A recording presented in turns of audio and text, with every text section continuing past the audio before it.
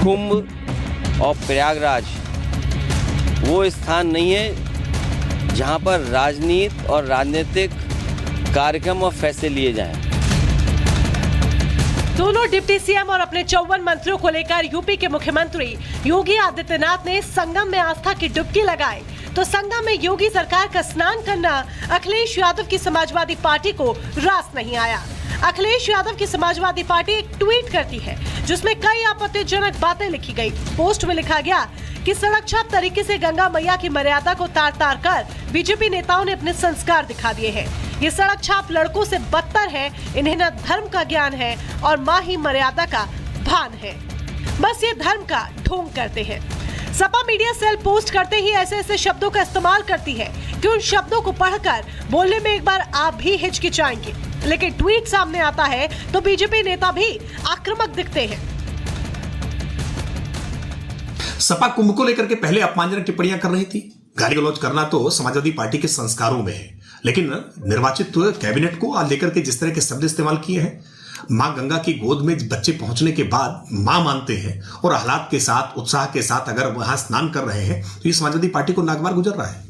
Samajwadi party ने कभी गंगा मैया को अपनी मां माना होता तो शायद वो इस तरह की बात न कहते, लेकिन समाजवादी पार्टी ने मजहबी तुष्टीकरण हमेशा करने का काम किया है। इसलिए आज उत्तर प्रदेश की योगी आदित्यनाथ सरकार का गंगा में स्नान करना, संगम में स्नान करना उनको नागवार गुजर रहा है। सनातन का अपमान यही समाजवादी पार्टी की पहचान, जिन्होंने मठाधीश को माफिया बोला, महाकुंभ पर सवाल और मजाक उड़ाते रहे, जिन्होंने शिवलिंग का मजाक उड़ाया, राम मंदिर को बेकार बोला, अब वो एक तस्वीर आई है स्नान करते हुए, मतलब कि कुंभ में डुबकी लेते हुए योगी आदित्यनाथ जी की और उनके कैबिनेट की। योगी जी केवल मुख्यमंत्री नहीं बल्कि महंत भी है। उनको ट्वीट में समाजवादी पार्टी जिस प्रकार के शब्दावली से उच्चारित करती है, छपरी लौंडे की तरह, मतलब एक साधु संत को इस प्रकार से अपमानित करना, मठाधीश को माफिया बोलने का भी दुष्कर्म अखिलेश यादव जी ने किया था।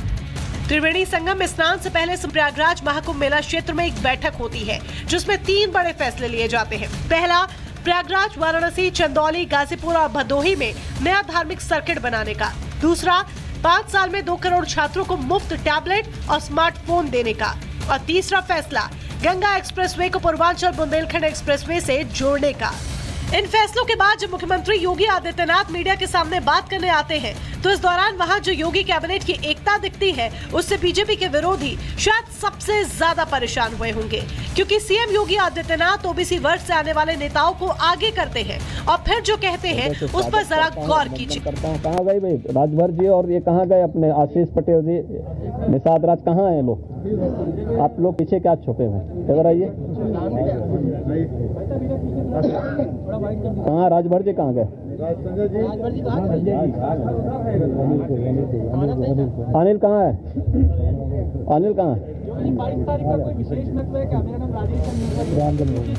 सीएम योगी ओबीसी से आने वाले नेताओं को फ्रंट फुट पर लाकर एक रहेंगे तो नेक रहेंगे का संदेश देते हैं, तो अखिलेश यादव सवाल उठाते हैं। अखिलेश यादव आरोप लगाते हैं कि महाकुंभ कैबिनेट बैठक करने वाली जगह नहीं है।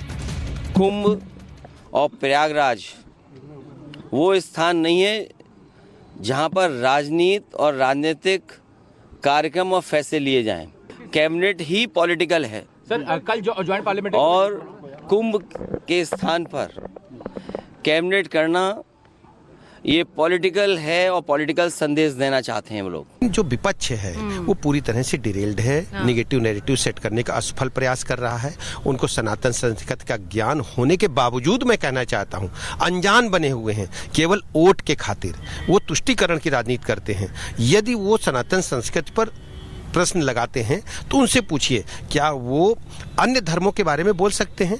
मैं बार बार कह चुका हूं कि मुस्लिम समाज के बारे में केवल तुष्टीकरण की नीति समाजवादी पार्टी कांग्रेस अपनाती है। यदि उनके अंदर वास्तव में हिम्मत है तो मुस्लिम समाज के धर्म पर उंगली उठाकर दिखाएं कि महाकुंभ सनातन धर्म का ऐसा महापर्व है जिसमें बिना जाति भेदभाव के लोग जाते हैं और आस्था की डुबकी लगाते हैं।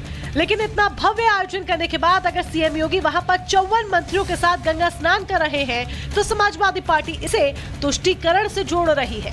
बहरहाल सीएम योगी पर अब सबकी निगाहें रहने वाली है, क्योंकि सीएम योगी आज से दिल्ली में डटे रहने वाले हैं, जहां पर वो दिल्ली विधानसभा चुनाव के लिए बीजेपी प्रत्याशियों के पक्ष में चुनाव प्रचार करते हुए दिखाई देंगे। Bureau report, Republic Bharat. तो अखिलेश यादव सवाल उठाते हैं तो उधर दूसरी तरफ पलटवार उत्तर प्रदेश के डिप्टी सीएम केशव प्रसाद मौर्य करते हैं। केशव प्रसाद मौर्य ने प्रहार करते हुए अखिलेश यादव को साफ सीधे तौर पर चेतावनी देते हुए कह दिया है कि कुंभ पर टिप्पणी न करें।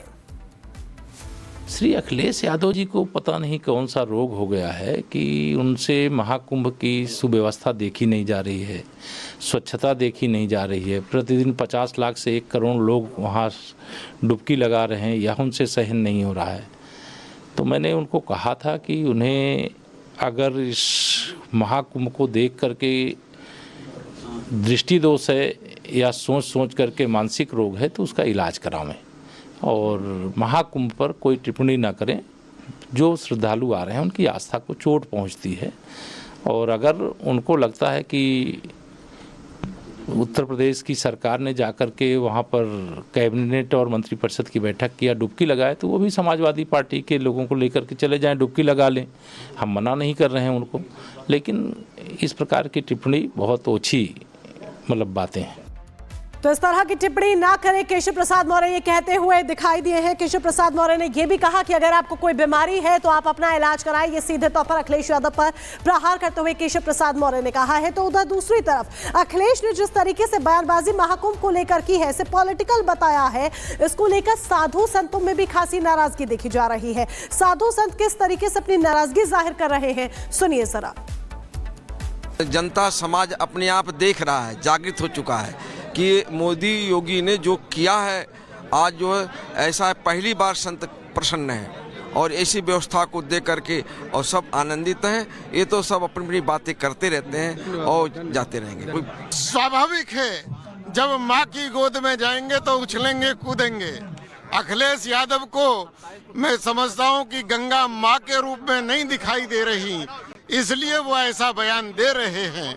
अरे जिस दिन गंगा के अंदर तुम्हें माँ का दर्शन होगा उस दिन तुम भी इसी प्रकार से माँ की गोद में उछलोगे, आह्लादित होगे, प्रसन्न होगे। गंगा हमारी माँ है। अखिलेश की पारिवारिक पृष्ठभूमि सबको मालूम है और कैसी पृष्ठभूमि कि राम मंदिर के कार सेवकों पे उन्होंने गोलियां चलवाई। जो राम मंदिर के कार सेवकों पे गोलियां चलवा सकते हैं उनकी धर्मनिष्ठा और संस्कार और संस्कृति को आप स्वयं समझ सकते हैं। तो मैं अखिलेश यादव की बात को कोई सीरियस नहीं लेता। माँ गंगा की गोद में कोई नृत्य करे, चाहे स्नान करता है तो प्रेम से करता है, भावपूर्वक करता है। वो माँ है हमारी, माँ की गोद में बैठ के बच्चा सब कुछ करता है। ऐसा बोलना किसी का हक नहीं है। सनातन धर्म है, सनातन धर्म में वृंदावन में भक्ति है। जैसे महाकुंभ है तो महाकुंभ में स्नान करने के लिए सबका हक है, चाहे वो नेता हो, अभिनेता हो, छोटे हो, बड़े हो, कोई भी। सब आ भी रहे हैं साधु जी, सब आ भी। हाँ जी, हाँ जी। तो साधु संतों को आपने सुना, साफ तौर पर नाराजगी जताते हुए नजर आ रहे हैं। राघवेंद्र का रुख कर लेते हैं। राघवेंद्र, अखिलेश यादव ये कह रहे हैं कि मुख्यमंत्री योगी आदित्यनाथ राजनीति कर रहे हैं, लेकिन राजनीति कर कौन रहा है? महाकुंभ की शुरुआत होती है, सवाल उठा देते हैं। कैबिनेट की